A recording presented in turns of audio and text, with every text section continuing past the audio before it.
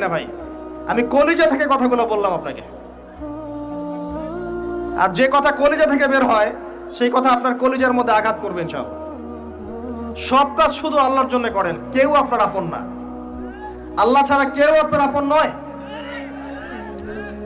আপনি ভুল করবেন যদি আপনি অন্য কাউকে আপন মনে করেন। আপনার পলিটিক্যাল লিডার, আপনার প্রশাসনের স্যার, আপনার পরিবারের স্ত্রী, আপনার সন্তান, হাবি যা যা আছে, যদি মনে করেন আমার আপনজন, আপনি ভুল করবেন।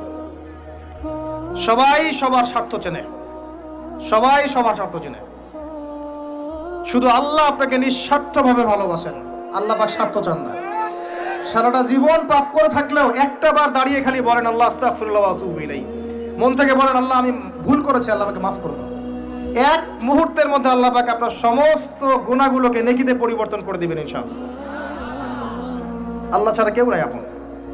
আল্লাহর জন্য খালেস করে ফেলেন নিজেকে।